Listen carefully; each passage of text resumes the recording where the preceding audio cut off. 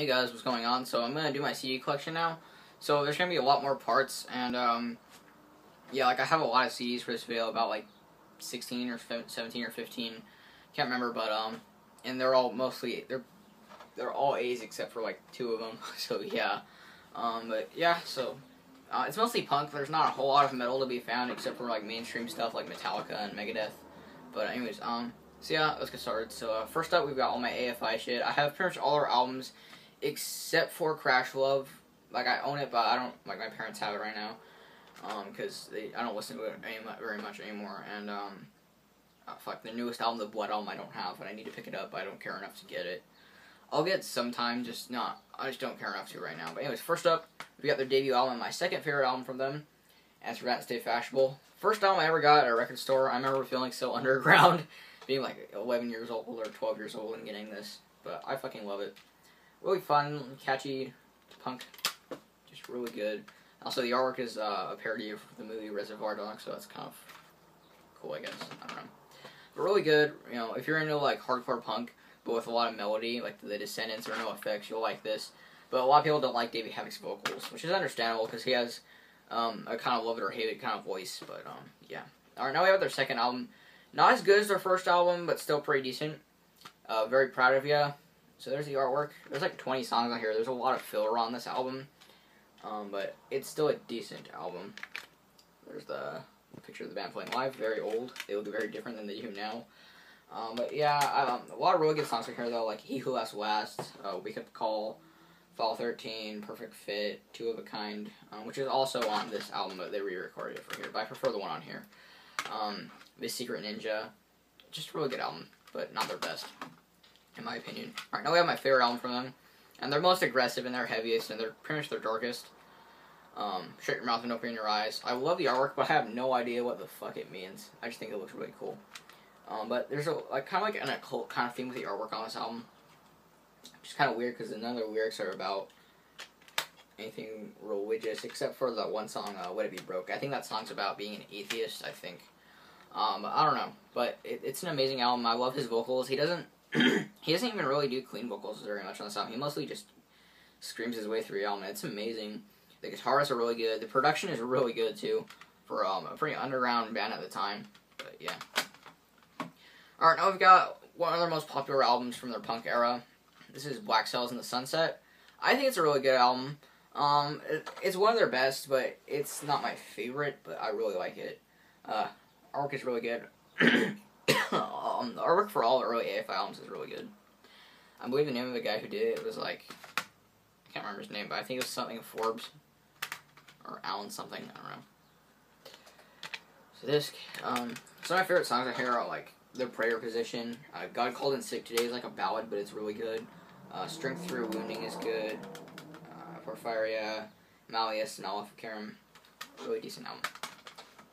Now I've got where I think they peaked, and their last amazing album, in my opinion, The Art of Drowning. This is a really, really good fucking album. I love the artwork. They got more gothy on here. Like, they started to get kind of gothy on Black Cells in the Sunset, but they got even more on here. It's like, if you like Dance With Me or TSOL, you'll enjoy this. Like, gothic hardcore punk, I guess. It's a disc cover with, like, that Nephilim logo. But, some of the best songs, one of their best songs is on here, which is Days of the Phoenix. It's such an amazing, catchy song. I like the artwork in the booklet, so I'll show that. I'm not going to show the booklets to all of my CDs, though, because it would take forever. But, really good album. Check this out if you like old TSOL. So, yeah. Art of Drowning. Alright, now we've got where they changed their sound, and they weren't really a punk band anymore. They were more of a post-hardcore kind of band. Sing the Sorrow. Pretty good album, really nostalgic for me. My parents blasted this a lot when I was a little kid, so yeah. My version is different from most people. Most of them are in red, but I guess the first press was in silver or some shit. I don't know. You have the Black Cells in the Sunset arc on the back, which I think is kind of weird. There's probably some sort of meaning behind that. It's in horrible condition, as you can see. It's a disc. Because I borrowed this when I borrowed all my parents' AFI CDs when I was a little kid, because I've loved that band since I first heard them, and I still love them to this day. And they're the band that really got me into music. So, but some pretty good songs on here, like the Leaving Song Part 2, and Girls Not Grey, Death of Seasons. I like his vocals in that song a lot. Or But Home Is Nowhere. Really good album. Their lyrics got a little more emotion on there too. Like their lyrics always had some sort of emotion to them, but especially on that album. Alright, now we've got their most popular album, and in my opinion, one that's kind of overrated, December Underground. Not a big fan of this album, but it's pretty nostalgic for me. Like, it has their most overplayed song ever, which is Miss Murder on here, but I don't like the artwork direction, to be honest. Like, it's kind of boring in my opinion.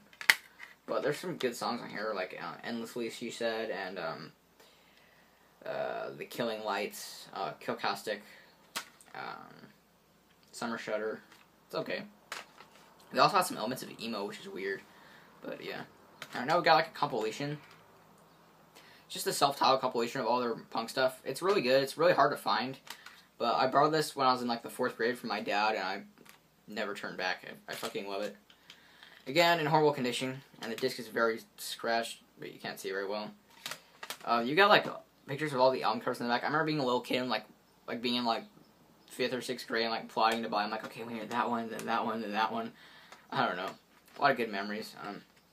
But yeah, this is really what first introduced me to like punk and what music could be. So yeah, really good. It starts out with like their their latest stuff at the time, I guess, like The Art of Drowning, and then it progresses to like the older stuff as it goes along, which I think is really cool. Now I have an album that I really don't like, Burials. I don't have Crash Love. I really don't like this album. It's just really poppy, but they try to be dark, and it just doesn't work. I like the artwork direction, though. I think that is kind of neat. But yeah, I remember getting this the day it came out, but I just don't listen to this at all. The only song I like on here is the first one, The Seeking Night. The rest of it, not for me. I don't know. Alright, that's it for AFI. Alright, now we've got some more stuff within the realm of punk. First up, one of my favorite albums of all time. One of my favorite punk albums. The Adolescents, self-titled. Absolutely amazing album. It's in shit condition. The black part broke off here, and it's cracked. Here's the back. But so many, I guess, like, really, like, well-known punk songs on here, like I Hate Children, Wrecking Crew, LA Girl, Self-Destruct, Kids of the Black Hole, Amoeba, No Way, Democracy, No Friends. And it has a Welcome to Reality EP, which is cool, too. But the disc just totally fell out, because, again, this is in really bad condition. I got this in, like, the 8th grade. A lot of 8th grade nostalgia. I listened to this a shit ton in middle school. But such a damn good album. If you like Agent Orange, you'll like this. But it's like Agent Orange, but with less surf elements. It's like a mix of Agent Orange and TSOL. Really good. And very influential on bands like NoFX, and even maybe the Descendants. Even though those bands are merged at the same time. Alright, now we've got my Agnostic Front CDs. So first up, we've got Victim in Pain, their best album in my opinion, and in most people's opinion. This is like their hardcore punk album. The rest of them, they got more crossover thrasher and a little bit of metalcore. But this is a really good album. I like the album cover a lot. It's the back. This also has the United Blood EP, which is cool. My favorite song on here is definitely the title track, although I also really like Your Mistake. But really good, really raw sounding. Just really excellent. So yeah. Check this out if you like New York. Well, actually no. If you like New York hardcore, you've definitely heard this because this is like an essential, like pretty much the essential New York hardcore album. Alright, skipping a few albums ahead. One Voice.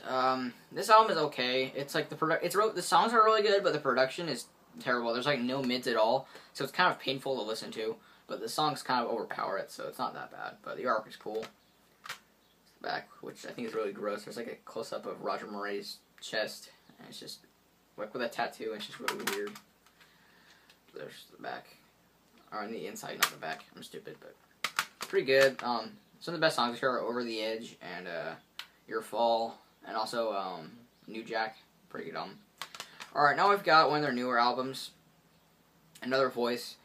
This album is more metalcore-y. It's the first more Agnostic Front album I got. I don't like his vocals on here. He sounds like he has a mouthful of food. But there's some good songs in here. I don't listen to this very much anymore, though. There's the album cover. It's like, I think the album cover is kind of cool, actually. That's the reason I bought this.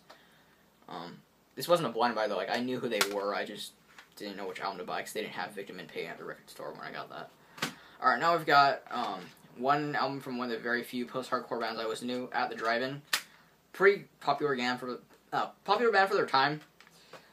This is their best album, and pretty much their most popular album, Relationship of Command. Really good. Very different from what I listen to most of the time, but so many amazing songs like One Armed Scissor, Arc Arsenal, Pattern Against the User. Just really good, really catchy songs. I like his vocals a lot too, the singer. He has some really cool voice.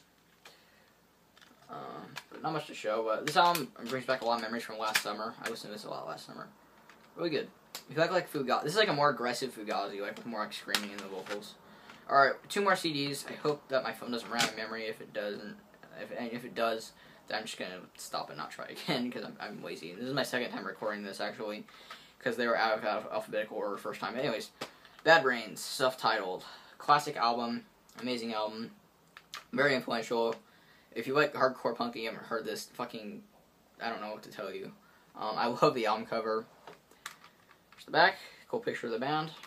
Some of the amazing songs here, like Selling On, Don't Need It, Attitude, Pay to Come, Red Brigade, Big Takeover, and there's some good reggae songs on here too, but really good. Even if you like reggae, which I don't know why you'd be watching my channel because I don't really talk about anything like that, you might enjoy that. Alright, now we've got my other Bad Brains CD, and I really need to get Rock for Light because that's my favorite album from them, but this is Eye Against Eye. This is the first Bad Brains album I ever got, and it's really good. They got more of a diverse on here and added more elements of other stuff besides hardcore punk and reggae, but it's pretty cool. There's the album cover with pictures of 2 of the band members. I believe I'm pretty sure that's HR and Dr. No, to be honest. I can't really tell because it's a really blurry and dark picture, but there's the back. I don't like how the track listing is just in that little box, but this is on SST. That's kind of interesting. But yeah, my favorite song on here, this is my favorite Bad Brains song on here, which is Reignition. But really good album. But that's it for part 1 of my CD collection. I hope you enjoyed. We got all the A's and some of the B's. So yeah, like I said, I hope you enjoyed. Don't forget to like, comment, and subscribe. And I'll see you guys next time.